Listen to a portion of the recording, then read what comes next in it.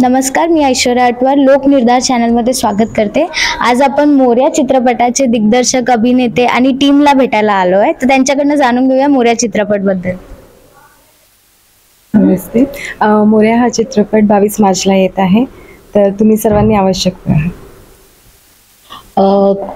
मोरया चित्रपटाचं सांगायचं याला खूप सारे अवॉर्ड्स मिळाले आहेत आणि आम्हाला खूप आनंद वाटतोय की आम्ही 22 तारखेला सगळ्या प्रेक्षकांच्या भेटीला येत आहोत। सगळ्यांनी हा पिक्चर आवर्जून बघावा ही विनंती करत।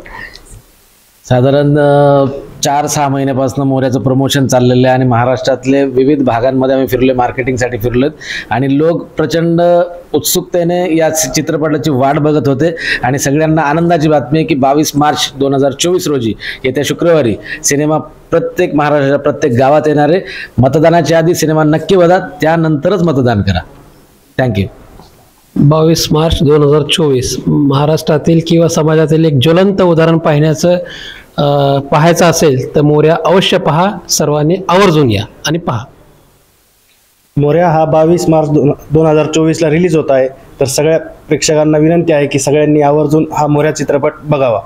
त्याच्या वडिलांना काढलं असेल कदाचित मंदिरात, त्याच्या मनात ते रुळलेले किंवा जर मी गेलो तर मला कोणी सांगेल काय मंदिरात येऊ नको, तो त्या विचाराने बाहेर पडतो, त्या विचाराने बाहेर बसतो। परंतु त्याला कोणी बाहेर हाकललेलं नाही। तो ज्या वेळेला त्या मंदिरात येतो गाण्याच्या वेळेला सुद्धा, त्यावेळेला तो मोबाईलवाला त्याला फक्त इशारा असा करतो, पण तो त्याला हे नाही सांगत तू का येतो, त्याचं एक असतं किंवा तू काय करतोस।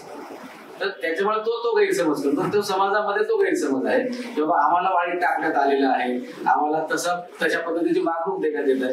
तसं तर डायरेक्टली कोणी बोलत नाही किंवा लेखी स्वरूपात असं नाही।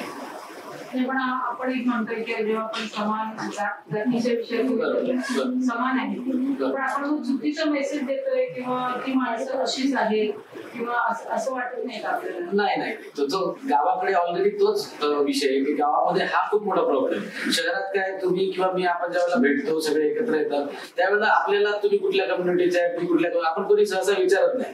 गावात प्रॉब्लेम काय, गावात एक लिमिटेड सगळं लोक असतात, त्याच्यामुळे प्रत्येकाला माहिती आहे की हा कुठल्या जातीचा, हा कुठल्या समाजाचा आहे आणि प्रत्येकाच्या त्या रूढी परंपरा तशाच आतापर्यंत पण लागू।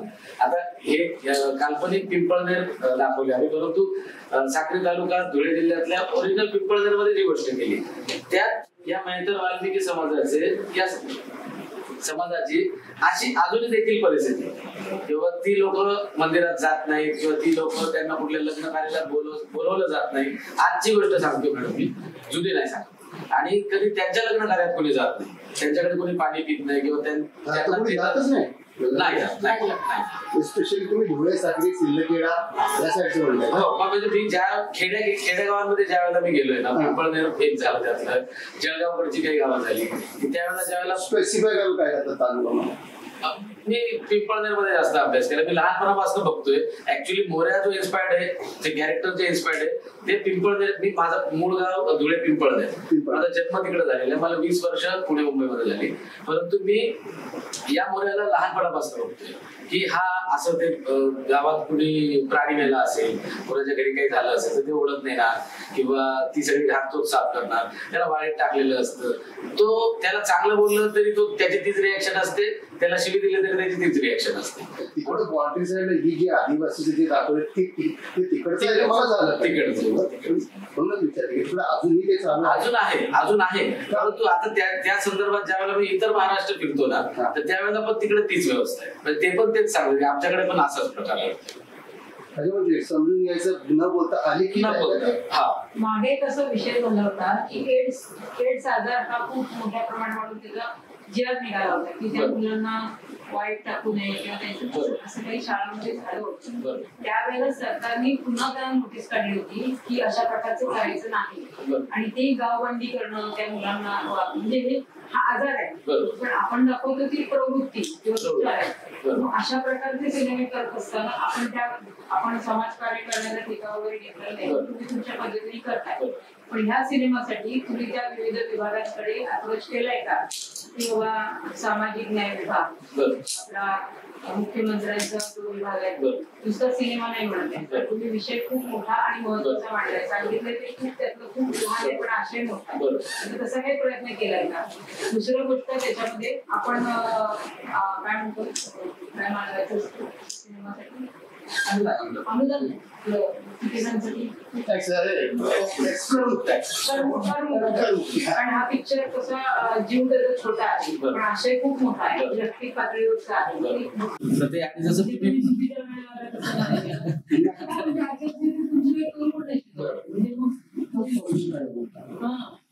आणि दुसरा विषय चांगला आहे त्याच्यापर्यंत काय केलं प्रमोशन जास्तीत जास्त करतो जास्तीत जास्त ठिकाणी लोकांना भेटतोय सिनेमा बघा जास्तीत जास्त टार्गेट ऑडियन्स आपण काय नाही आतापर्यंत आपण जे रिव्ह्यूज वगैरे घेतले म्हणजे पुण्यात काय केले काही फेस्टिवल्स मध्ये केले तर मिक्स ऑडियन्स आहे तसं सिनेमाला. आता लंडनला ज्यावेळेला गेला त्यावेळेला क्लास टोटल वेगळा होता म्हणजे तो लंडनमध्ये जाऊन स्ट्राईक झालेला क्लास परंतु ते बघून एक व्यक्ती होते तिकडे चांगले वेल सेटल आणि त्यांना ही व्यवस्थाच माहित नाही परंतु सिनेमा संपल्यानंतर ते व्यक्ती कमीत कमी 10 मिनिटं घडले होते मला मी त्यांना विचारलं मग तुमचा म्हणजे काय तुम्हाला याच्यातलं भावलं तर ते म्हणले की मला सांगता येत नाही मला एक्सप्लेन करता येत नाही परंतु मी बोलू नाही शकतो.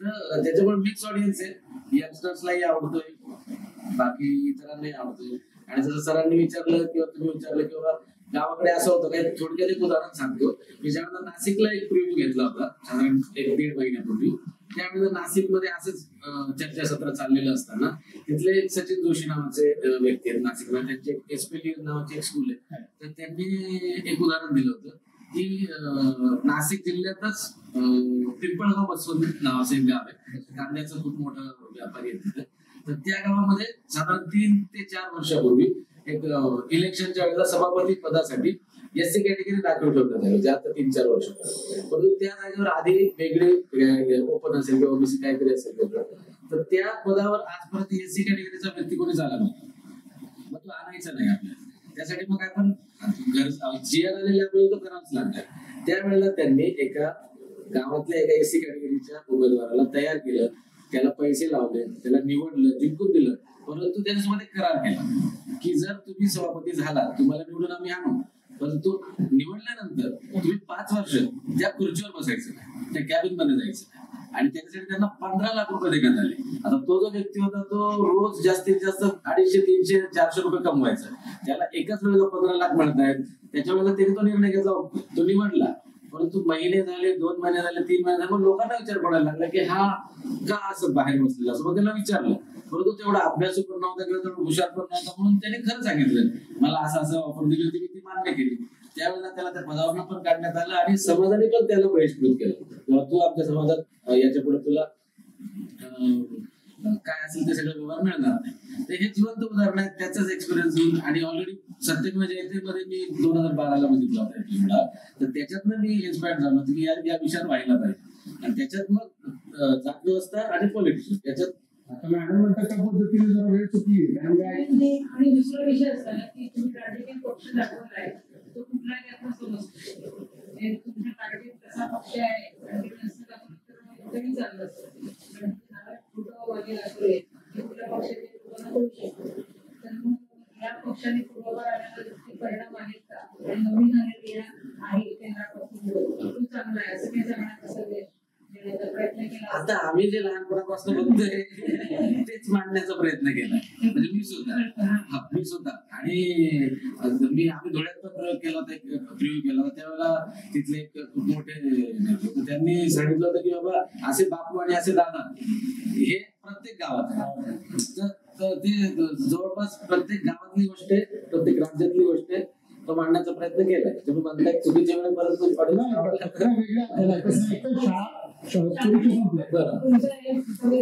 लोकांना जास्त बघतात तुमची जर हीच वेळ जूनची असती ना इलेक्शन निघून गेलेले असते त्याच्यानंतर तुम्हाला ऑडियन्स जो पाहिजे शाळा कॉलेजेस तुम्ही काय माहिती का चांगल्या पद्धतीनं एक हे केलं असतं आणि तुम्हाला मुळात गंमत काय का धंद्याची गणित वगैरे वेगळी त्या पलीकडे जाऊन ते विषय तुम्ही मांडला विषय खूप मोठा आहे जास्तीत जास्त माणसांपर्यंत किंबहुना जी ग्रोथ आहे ना आता जे अपकमिंग आहे त्यांच्यापर्यंत पोहोचलं पाहिजे मुळात गंमत आहे की प्रथा नष्ट करायचा विषय आहे कुठेतरी संपलं पाहिजे त्यासाठी जो ऑडियन्स आपण टार्गेट केला पाहिजे, म्हणजे आजचा पालक, आजचा विद्यार्थी, आजचा कुमारवयीन, किशोरवयीन, असं ते सगळं टार्गेट झालं पाहिजे. तर त्या देताना काहीतरी तुम्हाला जून पासूनच केलं पाहिजे, कारण आता सगळ्या आपापल्या यायला लागले. नाही, ते आता तोच प्रश्न आहे. तुम्ही माझ्यासोबत आज सगळे कमीत कमी 3-4 महिन्यापासून, तुम्हाला माहिती आहे ऑलरेडी आपण 12 जानेवारीला येणार होतो, त्याला हे काहीच नव्हतं सब्जेक्ट. परंतु आज माझे सगळे प्रोड्युसर्स पण आहेत सोबत, सगळ्यांच्या इन्व्हेस्टमेंट आहेत ते अडकलेले आहेत, परत पुढं जास्त दिवस जात आहेत आणि त्याच्यात प्रमोशनवर, ऍडव्हर्टायझिंगवर आमचा खूप खर्च झालाय. तो ऑक्टोबर-नोव्हेंबर पासून चालू आहे प्रमोशन. तर तो जर स्टॉप झाला की पुन्हा आम्हाला नव्याने सुरुवात करावी लागेल. त्यासाठी आम्ही जरा हिंमत करून उतरलोय. तर बघूयात कसं आहे. जसं तुम्ही म्हटले की शाळा कॉलेजेसचे विद्यार्थी, परंतु निघून जातील, 2-3 महिने निघून जातील. पण काय माहिती का, म्हणजे रिकव्हरी पण आहे, त्याचबरोबर काय माहिती का, जास्तीत जास्त ठिकाणी पकडण्याचा विषय करा. ठीक आहे, अक्षय मॅडम नाटक खूप मोठा आहे. तो विषय जसं तुम्ही मुख्यमंत्र्यांनी त्यांची पण पब्लिसिटी केलेली आहे आम्ही लावून देतो आणि बरोबर त्याच्यामध्ये त्यांनी प्रोजेक्ट आणला होता, जिल्हा काढला होता की सफाई कामगारांचं तुम्ही आहे. तर जरी हे असेल असेल तरी फक्त मुनगंटीवर नाही, कारण सगळ्यांकडे, सगळ्या पक्षांकडे जर गेला तरी काही काही प्रकल्प लावण्यासाठी तुम्हाला मदत करू आणि त्या वाड्या पाड्या खेड्या सगळीकडे जायला पाहिजे. लोकांच्या डोक्यात बसलेलं आहे वाईट पद्धत, लोकांना आपल्याला वाईटच वाटतं माणूस जेवढं करतोय. असं महिलांच्या बाबतीत पण होतं, महिलांना बसू देत नाही आणि चालू आहे मनोवाद नाही म्हणायचं, पण आपण टॉपिक छान दिलाय. तुम्ही बाहेर बरीचशी बक्षिसं मिळतात. विषय जो आहे ना तो धंद्याचा नाहीये, बक्षिसांचा. जेव्हा बक्षिसं इथे मिळतील लोकांनी समजलं माणूस म्हणून माणूस म्हणून जगू द्या, त्याला माणूस म्हणून जगू देत नाही, त्याला जनावरांपेक्षा वाईट. तुम्ही सगळ्यांकडे गेलात ना, तुम्हाला काही ना काही पैसे नाही पण पिक्चर लावण्यासाठी तरी ते मदत करते. नाही, आता तुम्ही विषय केला म्हणून सांगतो मॅडम. आता मी या मधल्या पिरियड मध्ये ना, ज्या वेळेला वेगवेगळ्या पक्षाच्या लोकांना जातोय आपण भेटतोय, तर प्रत्येकाला वाटतं की आम्ही असे नाही घेत, समोर त्याला पाहिजे हे असं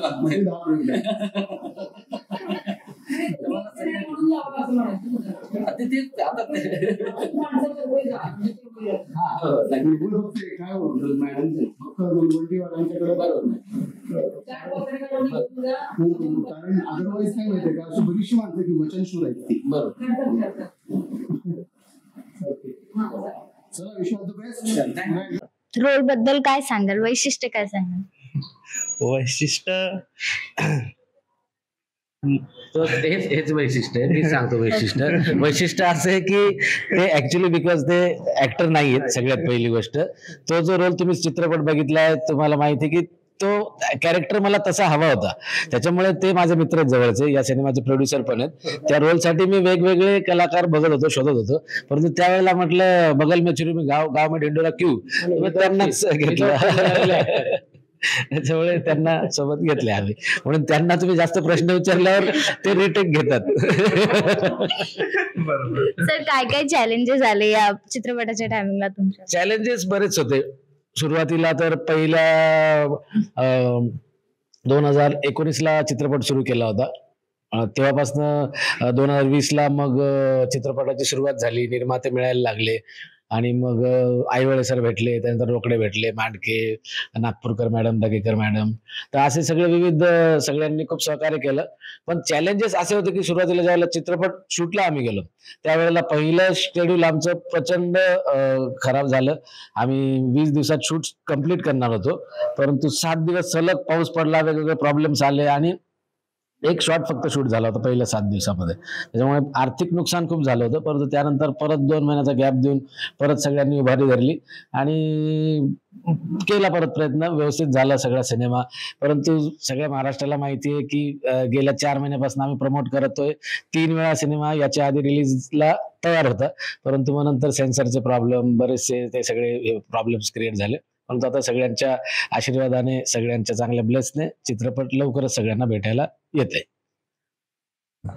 सर, सिनेमा म्हणजे मोरया सिनेमाच्या थ्रू तुम्ही प्रेक्षकांना काय मेसेज द्याल?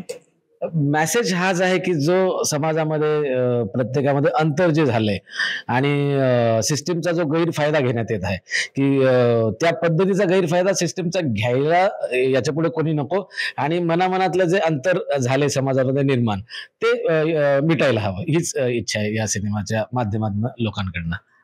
थँक्यू.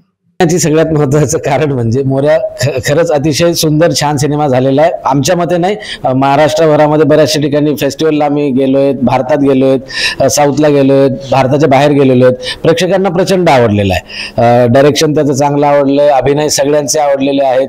त्याचप्रमाणे सिनेमाचं म्युझिक जे आहे ते खूपच उजव्या बाजूचं आहे की त्या म्युझिकमध्ये खूप एक वेगळ्या पद्धतीचा जीव आहे आणि ते लोकांना प्रचंड भावणार एवढं निश्चित. आणि सगळ्यात महत्वाचं कारण चित्रपट लोकांनी का बघावा, कारण की याच्या आधी बघितलेल्या प्रेक्षकांना तो सिनेमा आवडलेला आहे म्हणून चित्रपट लोकांनी बघावा. 30 मार्च 2024 रोजी महाराष्ट्राच्या प्रत्येक चित्रपटगृहामध्ये मोरया येत आहे, तर नक्की बघा, नक्की बघा. तर्फे तुम्हाला सगळ्यांना शुभेच्छा आणि 22 मार्चला नक्की पहा. नमस्कार. आज लोकनिर्धार चॅनलतर्फे आपण मोरया सिनेमाचं प्रमोशन आलो. ते जगताप सर आहेत तिथे. तर त्यांना मी विचारू इच्छितो की चित्रपट हा अतिशय आशय आणि विषय मोठा आहे, व्याप्ती चांगली आहे.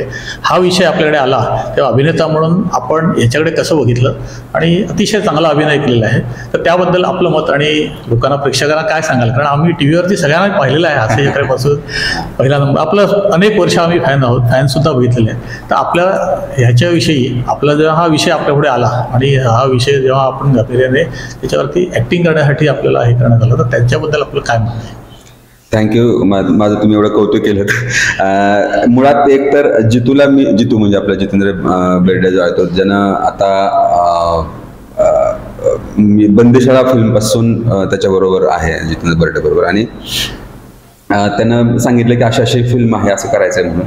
तर मुळात आपल्याकडे वेळ कमी आणि ह्या सगळ्या गोष्टी होत्या. तर मी तिथे गेल्यानंतर मला सांगितलं की या पद्धतीचं कॅरेक्टर आहे आणि मग मला ते कॅरेक्टर आवडलं, लेंथ वाईज पण आणि करायला पण ते इंटरेस्टिंग आहे, शेड्स असलेले कॅरेक्टर आहे.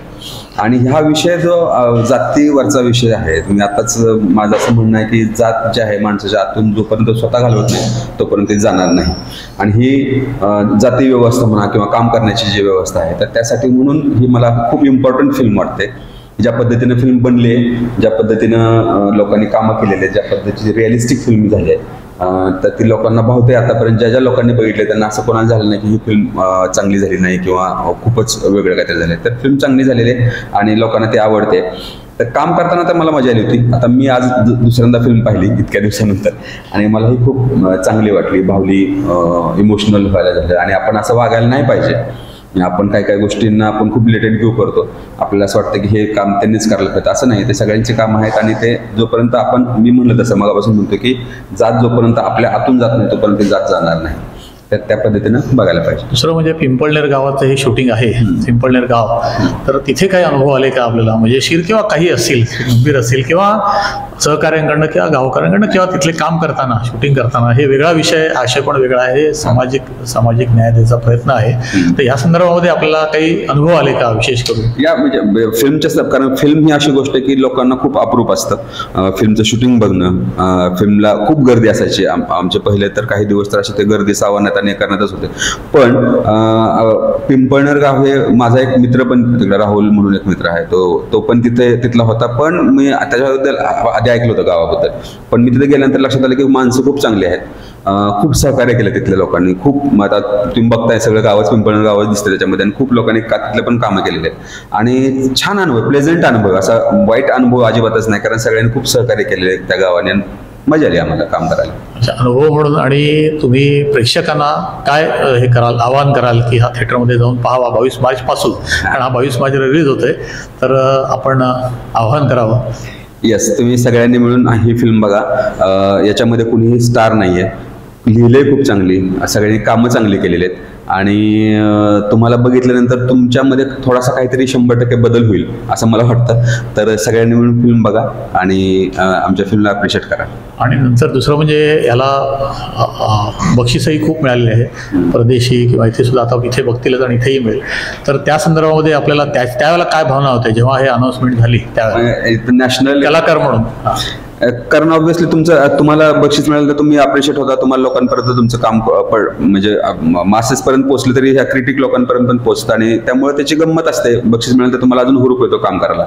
पण ह्या फिल्मला मिळणं हे मला आश्चर्य वाटत नाही, कारण मला असं वाटलं होतं फिल्म करतानाच की ह्या फिल्मला बक्षीस 100% मिळणार. मग नॅशनल लेवलला, इंटरनॅशनल लेवलला पण मिळाली. आम्ही काय म्हणतो UP महाराष्ट्रामधले काही फेस्टिवल्स आणि लंडनच्या पण फेस्टिवलला आपल्याला पारितोषिक मिळालेले आहे. आपल्याला आपलं अभिनंदन करतो की आपल्याला ह्या प्रवासामध्ये बऱ्याच काही अडचणीतनं आपण मार्ग काढत हा पिक्चर पूर्ण केलेला आहे आणि चांगल्या पद्धतीने आम्ही आत्ताही बघितला प्रोमो. नक्कीच प्रेक्षकांना आवडेल आणि आपल्याला पुढच्या वाटचालीसाठी शुभेच्छा. Thank you so much.